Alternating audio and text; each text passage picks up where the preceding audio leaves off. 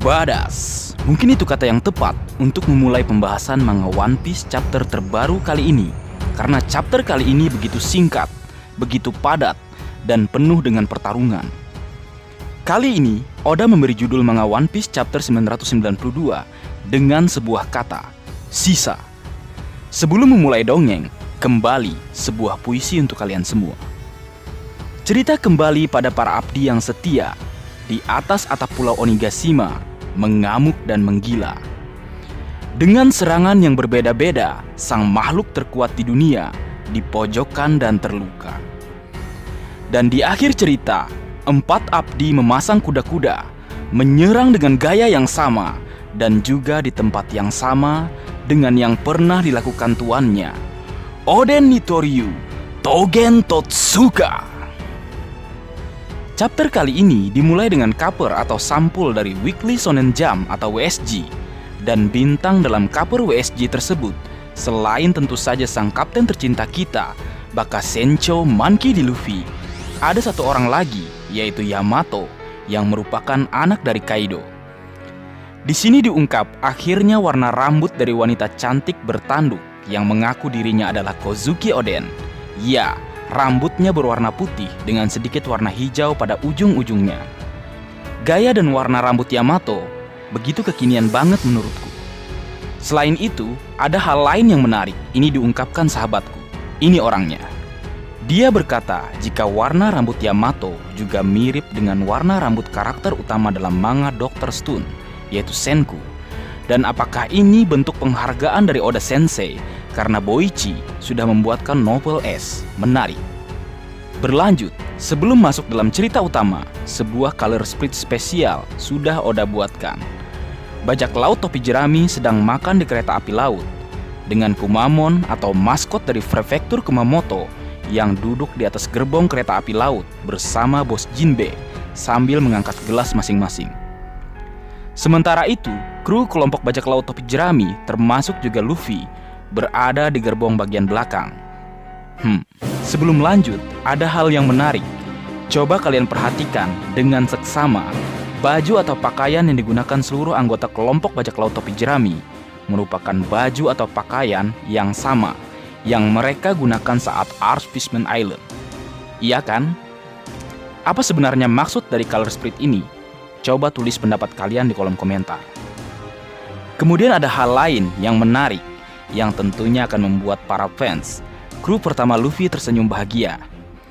Sahabatku yang tadi juga menyampaikan dan meminta kita memperhatikan mangkuk ramen yang ramennya sedang Zoro nikmati. Di situ ada gambar naga biru. Dan sahabatku tadi bilang, jangan-jangan ini tanda-tanda Roronoa Zoro benar-benar akan menggunakan pedang Enma-nya untuk melawan Kaido. Bolehlah, nggak apa-apa berharap. Siapa tahu malaikat lewat dan mengabulkan itu semua. Ayo, pasti ini senyum-senyum fans Babang Zoro. Sementara itu, coba lihat juga kotak makan Luffy ada sebuah gambar. Gambarnya seekor kuda hitam. Apa ini juga sebuah gambaran bahwa Monkey D. Luffy saat ini memang merupakan kuda hitam? Atau seseorang yang tidak diduga-duga dan tidak dikira-kira oleh dunia menjadi kandidat yang sedang mencoba memanjat ke puncak tertinggi di lautan dunia One Piece, menjadi orang nomor 1 atau sang raja bajak laut selanjutnya. Menarik, mari kita tunggu bersama kebenaran yang akan Oda Sensei ungkap. Baik, masuk ke dalam cerita. Di bagian depan pintu masuk Gunung Tengkorak Pulau Onigashima, Big Mom, Carrot Perospero dan Marco de Phoenix bertemu dan mengobrol. Mereka santai dan banyak berbicara seperti telah berteman lama. Ternyata Marco dan Perospero untuk sementara beraliansi untuk melawan dan menjatuhkan Kaido. Tetapi Big Mom meminta Perospero untuk mengerti jika kerjasama dia dan Kaido merupakan sebuah keputusan yang telah ia buat. Perospero berkata, "Aku mengerti, tapi aku ingin melihatmu menjadi raja bajak laut." Kemudian Big Mom balas menjawab dengan sedikit kesal, "Aku tahu itu, apa kamu tidak percaya padaku?" Mendengar apa yang Big Mom katakan, Perospero memutuskan untuk menyetujui keputusan tersebut. Di lain pihak, Marco de Phoenix menerima keputusan tersebut dan berkata, "Hei Perospero, jadi Tujuan aliansi kita sudah tidak bisa dicapai. Padahal aku datang karena kau meminta tolong untuk menjatuhkan Kaido." Big Mom bertanya pada Marco, mengapa seorang pria sehebat dia mengulurkan tangan atau membantu anak-anak itu. Anak-anak yang Big Mom maksud nampaknya Luffy dan yang lainnya. "Kalian yang merupakan sisa-sisa pasukan Shirohige nampaknya sedang kesulitan ya?" Lalu Marco balas menjawab, "Sepertinya kau salah paham dengan arti sisa-sisa pasukan, Big Mom. Apa kau pikir kami ini terikat dengan kata-kata Shirohige?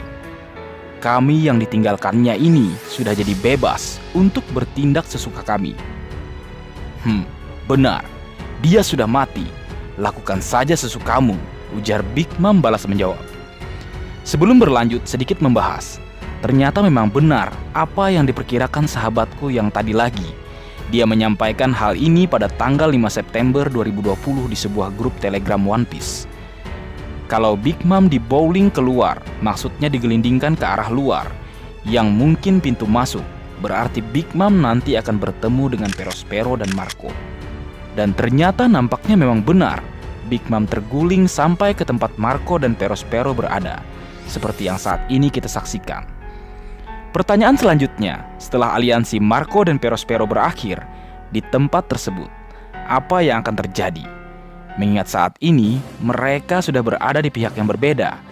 Big Mom dan Charlotte Perospero di pihak Kaido, sementara Marco berada di sisi Luffy untuk menjatuhkan Kaido. Kemungkinan terjadi duel cukup besar jika kita melihat Marco yang nampak berbicara serius dengan api biru yang terlihat tercipta di tubuhnya. Kemudian Big Mom yang di akhir percakapan yang nampak membuat raut wajah menakutkan. Menarik, mari kita tunggu bersama kebenaran yang akan Oda Sensei ungkap. Berlanjut ke cerita, Carrot nampak berlari diikuti Wanda di belakangnya. Wanda bertanya pada Carrot, mau pergi kemana dia? Carrot menjawab jika dia akan menemukannya, orang yang telah membunuh Pedro. Yang Carrot maksud di sini adalah Charlotte Perospero.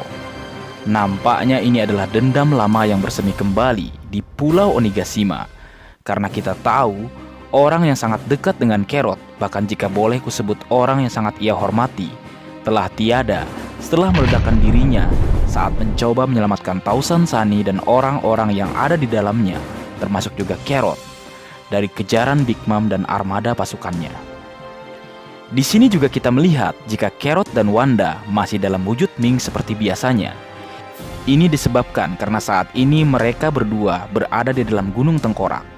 Dan jika nanti mereka sampai ke tempat Big Mom, Perospero dan juga Marco, kemungkinan untuk masuk dalam mode sulong bisa terjadi.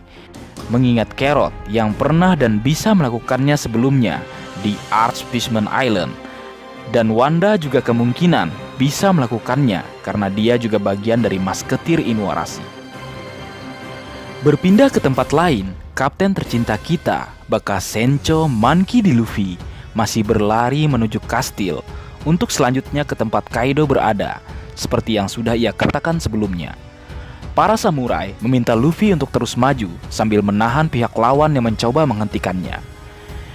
Di samping Luffy, sedikit terlihat Sanji yang memang sedari awal mengikutinya, dan dia memang juga ada di sana. Kemungkinan dirinya untuk bertemu kembali dengan King the Wildfire nampaknya bisa saja terjadi lagi, karena kita semua tahu jika King dan pasukan Gipter penerbang memang bersiap dan berjaga di udara untuk menghadang serta menghentikan pihak lawan yang mencoba menuju ke tempat Kaido atau atap Gunung Tengkorak Pulau Onigashima. Menarik, tetap kutunggu duel King melawan Sanji yang dalam mode serius. Karena pada pertarungan sebelumnya, Sanji sedikit terganggu dengan upaya menyelamatkan Momonosuke, sehingga serangan serudukan Peternodon tidak dapat ia hindari. Fans Sang Koki senyum-senyum ini. Sementara itu, Shinobu dan Momonosuke masih melarikan diri dari Yamato. Masih takut mereka dengan seseorang yang mengaku-ngaku dirinya adalah Kozuki Oden. Ya iyalah takut, mengaku-ngaku orang yang sudah tiada. Mungkin dalam pikiran mereka, nih orang hantu atau orang yang stres. Berpindah lagi ke tempat lain, Black Maria sedang menunggu di ruang perjamuan kastil kediaman Kaido.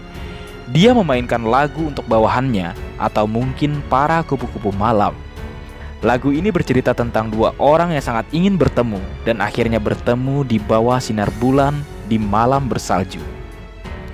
Kemudian kita masuk ke bagian paling panas dalam chapter kali ini. Di atas atap gunung tengkorak Pulau Onigashima, para abdi setia Kozuki Oden, mulai dari Kinemon, Denjiro, Asura Doji, Raizo, Kawamatsu, Inuarashi, Nekomamushi, Okiku, dan Izo bergerak maju ke arah Kaido. Sementara itu, di lain pihak, Kaido yang dalam mode naganya juga bergerak maju ke arah para abdi setia Kozuki Oden atau para Red Scabbard. Kaido mengaum dan raungannya menjadi petir atau halilintar yang keluar dari mulutnya. Para abdi setia Kozuki Oden menghindari serangan petir tersebut dengan bergerak cepat dan menyebar, kemudian menyerang Kaido bersama-sama. Serangan pertama dimulai oleh sang koceng barbar. Sang koceng oren, Nekomamushi, yang dalam mode sulongnya bergerak berputar bak tornado, kemudian menggunakan cakarnya yang telah dialiri listrik untuk menghantam wajah Kaido. Nekomamushi menyebut serangannya tarian kucing merah. Selanjutnya, Kawamatsu melompat ke atas sehingga dia terlihat membelakangi sang rembulan untuk menyerang Kaido menggunakan Kappa Ryu Amano Gawa, sebuah serangan dahsyat yang bagaikan tebasan berbentuk cincin, dan Kaido berhasil ia lukai. Namun tidak diam saja, Kaido menampar dan menghempaskan Kawamatsu dengan cakar naganya. Tidak memberi kesempatan, Inuarashi yang juga dalam mode sulongnya menyerang Kaido. Dia menusuknya dengan pedang yang ada di kakinya, telak ke tubuh Kaido, bersamaan dengan sengatan listrik khas suku Ming atau elektro. Tidak mau ketinggalan, sang kakak beradik, abdi Kozuki Oden, Okiku, dan Izo menyerang Kaido bersama dalam serangan kombinasi. Kiku menggunakan Zanzetsu Gamma atau sabit salju, dan Izo menggunakan Dangi Rigan atau pemotong peluru yang juga telak mengenai dan melukai Kaido. Kaido menjadi sangat kesal. Dia bertanya-tanya mengapa mereka berhasil melukainya, padahal jurus mereka sama sekali tidak mirip dengan jurus Kozuki Oden. Kemudian Kaido bersiap menggunakan semburan apinya lagi, namun Raizo dengan cepat menggunakan gulungan ninja untuk menyerap napas Kaido. Maki-maki no jutsu.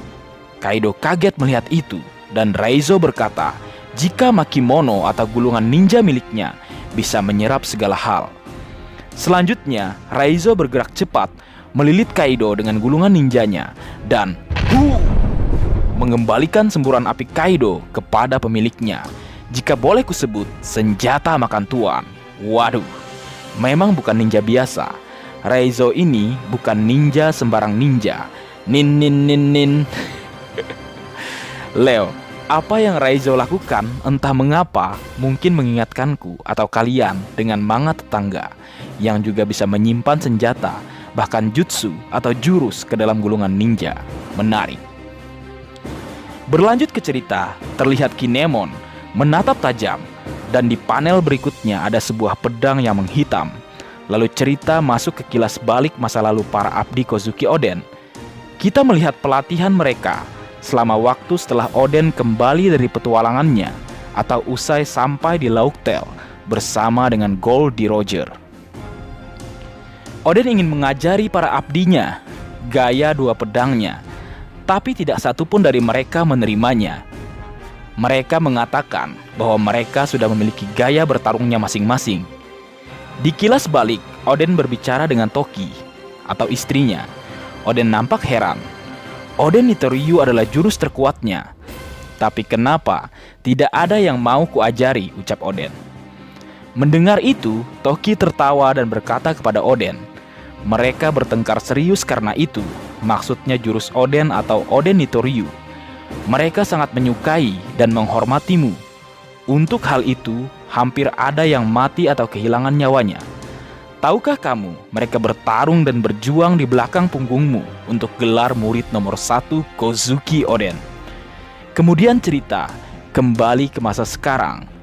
Kinemon, Denjiro, Inuarashi, dan Asura Doji mencabut dua pedang mereka masing-masing dan melakukan pose Oden Nitoryu. Kemudian, mereka semua menyerang Kaido bersama-sama menggunakan Tougen Totsuka, memukul Kaido tepat di tempat yang sama yang dilakukan Oden di masa lalu. Luka Kaido mulai berdarah dan matanya memutih. Sebelum mengakhiri ini, jika menyaksikan serangan hebat tersebut, hanya ada 4 orang abdi Kozuki Oden yang bisa melakukannya. Dan dikilas balik saat Oden ingin mengajarkan jurusnya tadi, memang yang nampak terluka adalah Kinemon, Asura Doji, dan Denjiro yang terlihat bagian belakangnya. Sepertinya, seperti yang Toki katakan, mereka nampaknya mengadu Nitoryu atau gaya dua pedang. Siapa sebenarnya yang terkuat untuk mendapatkan pengakuan murid terbaik atau terkuat dari Kozuki Oden. Dan bagai Dezapu, Kaido terluka di tempat yang sama dengan serangan yang sama pula. Badass. Akhir chapter, sebuah pantun. Sanji itu memanglah cerdas. Melihat gadis cantik pasti terkejut. Chapter kali ini memanglah badass. Dan minggu depan kita lanjut. Sekian.